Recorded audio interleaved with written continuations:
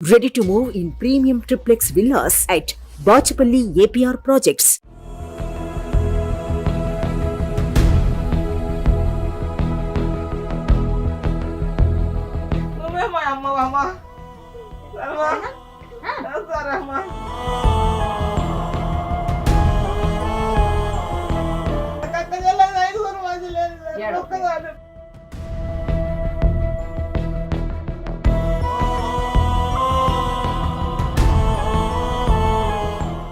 మీరు sir correct చేసిండ్రు. మీ Suman TV దగ్గరికి వస్తే ఒక్కటే నాట్లో మీరు సక్సెస్ చేసిరు మేడం. వందనాలు మేడం మీకు. మా నాయన లేనందుకు నువ్వు చేసినావు మేడం. గత కొద్ది రోజులుగా ఈ తల్లి తండ్రి కన్న కొడుకుతోటి పడుతున్నటువంటి కష్టం మనందరం చూసాము. మొత్తం కళ్ళు సారా అన్ని తాగొచ్చి మమ్మల్ని ఇద్దరు ఎత్తేసి కొడతాడు మేడం. ముఖ్యంగా ఆ తల్లి పట్ల చాలా దారుణంగా ప్రవర్తిస్తున్నటువంటి ఆ కొడుకు అసలు ఏం చేయాలో అర్థం కానటువంటి సిచ్యుయేషన్లో ఆమె ఎన్నోసార్లు పోలీస్ స్టేషన్ల చుట్టూ తిరిగి అలసిపోయి మీడియా ముందుకు వచ్చారు. ఒకసారి ఆల్రెడీ మనం ఇంటర్వ్యూ చేసాం. నిన్న మళ్ళీ సుమన్ టీవీకి వచ్చారు. అలాగే కొనసాగుతుందమ్మా, కొడతనే ఉన్నాడు, ఇంకా హెరాస్ చేస్తూనే ఉన్నాడు మమ్మల్ని అని చెప్పేసి ఆవిడ చెప్పారు. అప్పుడు మనకి ప్రియా చౌదరి గారు, మనందరికి తెలుసు, ఫ్యామిలీ కౌన్సిలర్ ఆవిడ నేను కూడా వాళ్ళతో మాట్లాడాము. చాలా సార్లు వాళ్ళు పోలీస్ స్టేషన్ వెళ్ళినా వాళ్ళ సమస్యకు పరిష్కారం దొరకలేదు. పోలీసు వాళ్ళు ఏం పట్టించుకోరు. పోలీసులు ఏమంటారు, ఎందుకు ఉంచుకుంటారు, పొద్దుమీకి పంపించేస్తారు. తర్వాత సుమన్ టీవీ ఇనిషియేటివ్ తీసుకొని ముఖ్యంగా ప్రియా చౌదరి గారే సిఐతో కూడా మాట్లాడారు, ఎందుకు కేసు తీసుకోరు అని చెప్పి. సార్ నమస్తే, నా పేరు Priya Chaudhary from Suman TV sir.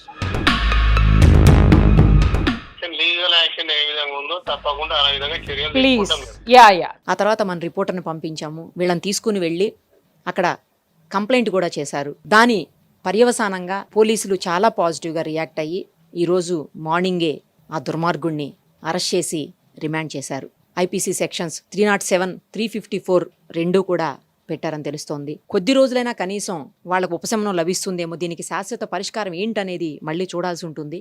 First అయితే అతను చేసినటువంటి దాష్టీకాలకు అతనికి శిక్ష పడాలి. కొద్ది రోజులైనా జైల్లో ఉంటే మన మార్పు వస్తుందేమో, మరి చూద్దాం. అది కూడా వచ్చిన తర్వాత అలాగే ఉంటాడా, మారతాడా, లేతే మరింత చండాలంగా తయారవుతాడా, అవన్నీ కూడా అతని మీద ఆధారపడి ఉంటుంది. మంచిగా మారి తల్లిదండ్రులను బాగా చూసుకుంటే, ఎందుకంటే ఆ శిక్ష పడిన తర్వాత కొద్ది రోజులైనా జైల్లో ఉంటే ఆ బాధ తెలుస్తుంది.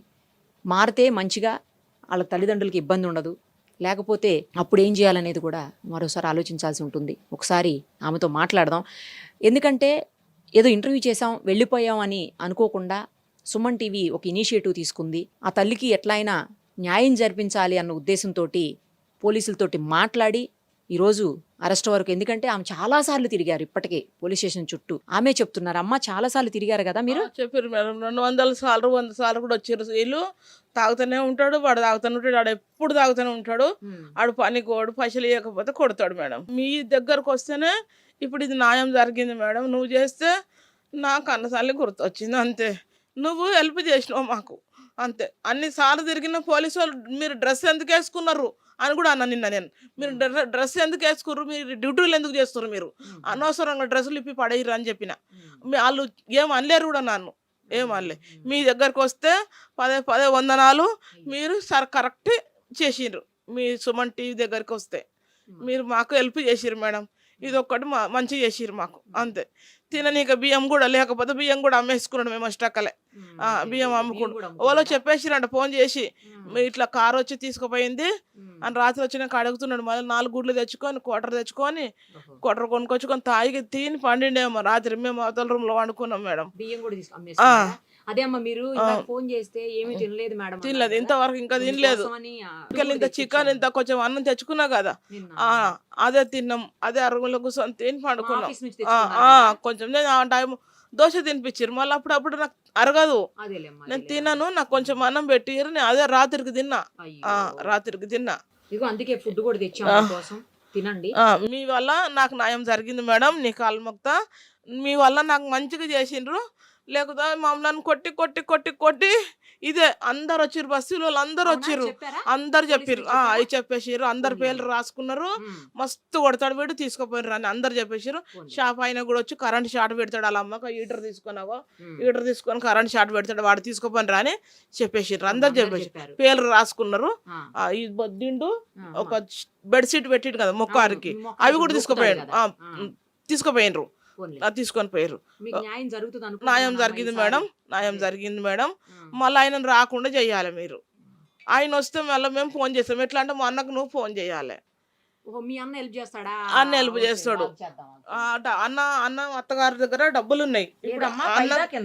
ఇది ఒకటి, ఇది అన్నది బాలరాజ్. నువ్వు వేరే వేరే పోలీసు వాళ్ళని తొలకొచ్చినావు అనుకో, నిన్ను తీసుకొని నీ మీద తీసుకుంటా అని చెప్పు మేడం. నేను ఆడ పోలీసు ఆయనతో కూడా ఫోన్ మాట్లాడించిన. రంగోళ్ళ బాలరాజ్ అని వస్తుంది, అదేనా? అన్ననే మా ఆయననే.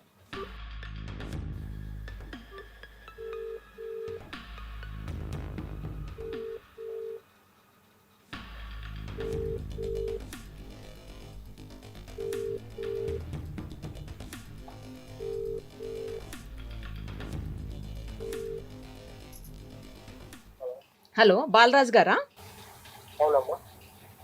నేను సుమన్ టీవీ నుంచి మాట్లాడుతున్నా. నిరుపమ నా పేరు. ఈ మన నాగమణి గారు ఇష్యూలో మీరే మొత్తం అంతా వాళ్ళ అబ్బాయితో దగ్గరుండి అన్ని రెచ్చగొట్టి చేయిస్తున్నారు అని చెప్పేసి ఆవిడ అంటున్నారు. ఓకే, ఇప్పుడు మీరే రెచ్చగొట్టి ఆ అబ్బాయితో చేపిస్తున్నారు, కొడుతున్నారు అని అంటున్నారు, కొట్టించేలాగా చేయిస్తున్నారు అని. నాకేం అవసరం అమ్మా, నాకేం అవసరం చెప్పు. నాకు కూడా ఒక భార్య ఉంది, ఒక పిల్లలు ఉన్నారు, నేను ఒక తాను ఉద్యోగం చేసుకుంటా, నాకేం అవసరం. సరే పోనీయండి, మీకేం అవసరం లేదు కదా. ఇప్పుడు అతన్ని అరెస్ట్ చేశారు పోలీసులు ఈరోజు. మళ్ళీ మీరే బెయిల్ ఇప్పించి మీరే దగ్గరుండి అన్నీ చేపిస్తారు అని అంటున్నారు ఆవిడ. మాకేం చేశాడు? కన్న తల్లి అట్లా పట్టించినప్పుడు మేమేం చేస్తామమ్మా? కన్న తల్లినే కదండి ఇబ్బంది పెడుతున్నాడు, కొడుతున్నాడు. కన్న తల్లినే కదా చేస్తున్నాడు ఇవన్నీ. చేస్తున్నాడు అంటే నువ్వు చూసినావా? చూసేది కనబడుతుంది కదా, వాళ్ళందరూ చుట్టుపక్కల మొత్తం చెప్తున్నారు. కొట్టలేదని మీరు చూసారా? మేడం వాళ్ళని ఎన్ని నెప్పి వాళ్ళ కొట్టిరు, ఏమో ఏళ్ళు కొట్టిరు అని ఏమేమి చేసారు నీకు తెలుసా మేడం? అది మీకు తెలుసా? వాళ్ళు అతను కొట్టట్లేదని చెప్తున్నారు, మీరు కొట్టట్లేదని మీరు చూసారా? నాకు తెలియదమ్మా. మరి మీరు ఎందుకు అసలు అండి ఇన్వాల్వ్ అయ్యేది? వాళ్ళ కుటుంబము, వాళ్ళ కొడుకు, వాళ్ళ తల్లిదండ్రులు వాళ్ళు చూసుకుంటారు, మీరు అసలు ఇన్వాల్వ్ కాకండి. నాకు అవసరమే లేదని చెప్పినా ఇంకా ఎందుకమ్మా? సరే, మీరు ఇప్పుడు బెయిల్ అవన్నీ ఇప్పించేది ఎవరు ఏంటని మాకు కూడా తెలుస్తాయి, ఇప్పిస్తే తెలుస్తుంది. ఒకవేళ అలా గనక జరిగితే మీకు ఖచ్చితంగా ఇంట్రెస్ట్ ఉండి మీరే ఇవన్నీ చేస్తున్నారని మేము కూడా నమ్మాల్సి వస్తుంది. సరేనా? నేను అన్ని ఎప్పటికప్పుడు కనుక్కుంటూనే ఉంటాను. ఇదంతా కూడా రికార్డ్ చేస్తున్నాము, వీడియోలో మొత్తం వస్తుంది. ఓకేనా? మీకేం భయం లేదు, బాధ లేదు. మీకు చెప్తున్నాను, మీరు మళ్ళీ ఈ రోజు చెప్పింది నాకు సంబంధం లేదు అని నేను ఆ రోజు చెప్పినా, నాకు సంబంధం లేదని మీరు అన్నా, రేపొద్దున మీరు ఇన్వాల్వ్ అయినా అవన్నీ కూడా మా దగ్గర రికార్డు ఉంటుంది, అందుకు చెప్తున్నాను. ఓకేనా? ఉంచుకోవటం కాదు, మీ అందరికీ కనబడేలాగా బయటకే వేస్తాము. ఇది దాచిపెట్టుకునే కాదు తీసేది ఇది. అదే మీరు ఇన్వాల్వ్ కాకండి, మీకేం సంబంధం లేదన్నారుగా, మీరు ఇన్వాల్వ్ కాకండి. బెయిల్ అని అదని ఇదని మళ్ళీ పోలీసుల దగ్గరికి వెళ్ళటం, మీరు కోర్టు దగ్గరికి జైలు దగ్గరికి వెళ్ళి అతనితో మాట్లాడడం అవన్నీ ఏం చేయకండి. వాళ్ళు అవసరం లేదంటున్నప్పుడు వాళ్ళు తల్లి కొడుకు అతను వాళ్ళు చూసుకుంటారు, తల్లిదండ్రులు కొడుకు వాళ్ళు చూసుకుంటారులేండి. అందుకే మీరు ఇన్వాల్వ్ కాకండి అయితే, సరేనా? అదే సరే ఓకే రైట్. ఈ విషయంలో అయితే ఇన్వాల్వ్ కాకండి మీరు. వాళ్ళ కొడుకు, వాళ్ళ తల్లి, వాళ్ళ తండ్రి అదే వాళ్ళు చూసుకుంటారు, అందుకే మీరు ఇన్వాల్వ్ కాకండి. మళ్ళా మరి వాళ్ళే చూసుకున్నారు కానీ మా ఎందుకమ్మా ఉట్టిగా మా మీద కంప్లైంట్ ఇస్తే? అందుకే అండి డిఎస్పీ ఎరకైనా ఒక సెకండ్ లో వస్తా అంటాడు మా మామ అంటాడు మేడం, మా కొడుకు. మీరు తీసుకొస్తారు, మా మామనే నన్ను ఒక్క నిమిషంలో తీసుకొస్తాడు బయటకని అంటున్నాడు అంట అతను. అతను చెప్పే మాటలు మీరు నమ్ముతారా? సరే, మా మామ దగ్గర బోల్డ్ అన్ని డబ్బులు పైసలు ఉన్నాయి, పైసలు కట్టేసి పోలీసులకి వెంటనే మా మామ బయటికి తీసుకొస్తాడు, నన్ను ఎవరు ఏం చేయలేరు అని అంటున్నాడంట. నాకెట్లా తెలుస్తుంది మీరు కోటీశ్వర్లా బెకార్లో? నాకేం తెలుస్తుంది? ఆ అబ్బాయి చెప్పింది చెప్తుంటే మీకు. మేము కూడా ఒక తాన పని చేసుకుంటాం. సరే పోనీలే, మీరు ఇన్వాల్వ్ కాకండి, సరేనా? మాకేమవసరం అమ్మా, వాళ్ళ తల్లి వాళ్ళ తండ్రి. సరే, మీరు ఏమవసరం అని అంటున్నారు తప్ప నేను ఇన్వాల్వ్ కాను అనే మాట మీరు మాట్లాడలే. నేను ఇప్పుడు 10 సార్లు అన్నా కూడా మీరు అదే మాట చెప్తున్నారు మళ్ళీ. నాకు అవసరం లేదు కదా. అదే నేను అవ్వనమ్మా, నాకు అవసరం లేదని చెప్పట్లే మీరు. నాకు అవసరం ఏముంది, ఇదే మాట మాట్లాడుతున్నారు. నేను అవ్వనమ్మా అని మీరు మాట్లాడలేరు. వాళ్ళతో నాకు సంబంధమే లేదు. సరే, మీరు ఇన్వాల్వ్ కాకండి అయితే, ఓకేనా? మాకెందుకమ్మా ఇన్వాల్వ్ కానీ, మాకు అవసరమా? ఆయన 10 రూపాయలు నాకు తెచ్చిచ్చే బస్తోళ్ళు అందరు చెప్పారు మేడం. కాదండి, మీరు అదే చెప్తున్నాను ఇప్పుడు కూడా. సరే అమ్మా, నేను ఇన్వాల్వ్ కాను అని అనట్లా, నేనెందుకు అవుతాను, నాకేం అవసరం, ఇదే మాట్లాడుతున్నారు మీరు. నన్ను మళ్ళీ రివర్స్ లో క్వశ్చన్ చేస్తున్నారు మీరు. నాకు అవసరం లేదమ్మా, నాకు అవసరం లేదు కాబట్టి నేను మాట్లాడుతున్నాను. అందుకనే అవసరం లేదన్నప్పుడు ఒక మాట చెప్పేయండి, సరే అమ్మా నేను ఇన్వాల్వ్ గానని చెప్పేయండి, అయిపోతుంది. ఇంతసేపు డిస్కషన్ ఉండదు కదా అండి. వాళ్ళతో నాకు సంబంధం ఏం లేదు. సరే, మీరు ఇన్వాల్వ్ కాకండి అయితే, ఓకేనా? వాళ్ళు ఏమన్నా చేసుకుంటారు, మీరు అసలు వాళ్ళ విషయంలో జోక్యం చేసుకోబాకండి. ఏమన్నా చేసుకోవాలి, అదే మీరు జోక్యం చేసుకోవాకండి. మాకెందుకు జోక్యం చేసుకోనికి, మాకు అవసరమే లేదు. సరే, ఓకే. అవసరం లేదు కాబట్టి మేము సపరేట్ ఒప్పుకున్నాం. సరే, ఓకే. అతను చూడండి, నేను ఇన్వాల్వ్ కానమ్మా అని చెప్పట్లే. నాకేం అవసరం, ఎంతసేపు నాకేం అవసరం అంటే పెద్ద సార్ ఎరకనంట, నువ్వు జైల్లో వాడు, నేను ఒక్క సెకండ్ లో తొలకొస్తాను ఆయన్నే చెప్తాడు మేడం. చెప్తానే ఆయన భరోసా మీద మా వాడు చెప్పే అన్ని నిజాలే, మా వాడు చాలా జరిగినాయి అని చెప్పి మళ్ళీ ఇప్పుడు ఏమంటున్నాడు, ఆడు చెప్పి మీరు నమ్ముతారా అని అడుగుతున్నాడు మళ్ళీ. అంటే అబద్ధాలు చెప్తున్నాడని చెబుతున్నాడు. 2 రకాలుగా మాట్లాడుతున్నాడు అతను. అట్లా వాళ్ళ అత్తగారి దగ్గర పైసలు ఎక్కువనే అనమాట, వానికి చాలా పొగురు అట్లా. సరే అమ్మా, మీరైతే జాగ్రత్తగా ఉండండి. నా నెంబర్ ఉంది కదా, ఏమన్నా ఉంటే కూడా ఫోన్ చేయండి. తర్వాత ఏం చేయాలి, ఒకవేళ బయటికి గనక వచ్చిన తర్వాత అతను మళ్ళీ ఏం చేయాలి, మారితే సరే ఉందమ్మా మంచిగా అయ్యి నేను మారతాడేమో అనుకుంటున్నా. ఎందుకంటే కొద్ది రోజులు జైల్లో ఉండొస్తే ఆ బాధ తెలుస్తుంది మేడం. ఇప్పుడు ఇంత అట్లయితే అమ్మో వద్దు, అందుకే బాధ తెలుస్తుంది. ఎప్పుడు వస్తే తెల్లందా కూడా వండుకుంటే ఎప్పుడు వస్తుడా అని ఉంటది మాకు. ఇప్పుడు తెల్లదాకా నిద్ర రాదు మాకు, కోర్టుకు పంపేశారు, భయం అవుతుంది మాకు, జైలుకు పంపేశారు. ఎప్పుడు వస్తుడా నిద్ర రాదు. పొద్దున పోలీసు వాళ్ళే వచ్చి లేవట్టిర్రు. అదే భయపడకండి, జైలుకి అయితే వెళ్ళిపోయాడు. రిమాండ్ చేసి జైలుకి పంపించారు. మీకు అనుకున్నాం ఆల్రెడీ అన్నీను. మా రిపోర్టర్ కూడా ఇప్పుడు అక్కడనే ఉన్నాడు. సరేనా, ఏమేమి సెక్షన్లు పెట్టారు, పంపించారా లేదా అవన్నీ రాసుకున్నారు, అన్ని చేసినారు. ఆ తమ్ముళ్ళు కూడా మా దగ్గరనే ఉన్నారు. పాప మళ్ళీ లేదు, సాయి లేదు, ఏం లేదు వాళ్ళకు, ఏం లేదు.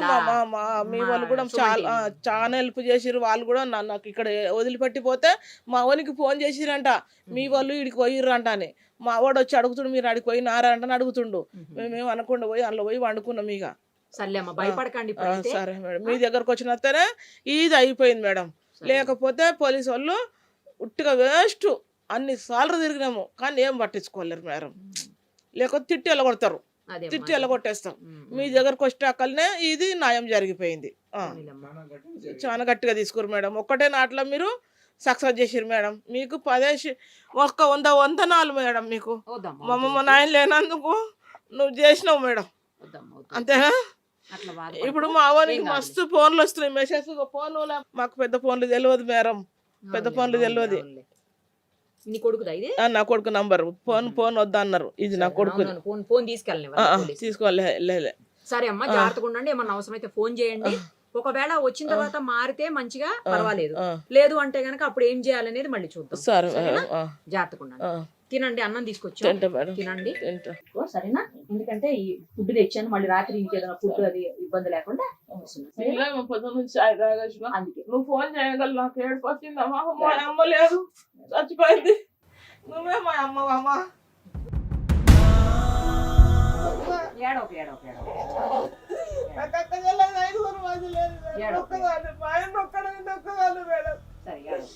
ఇంటికి కొడుకు రానియాడు, ఇంకేమో లేరుకోవాలమ్మా, రానియారు మేడం. ఏం కాదు, సరేనా? తినండి, అన్నం తినండి, సరేనా?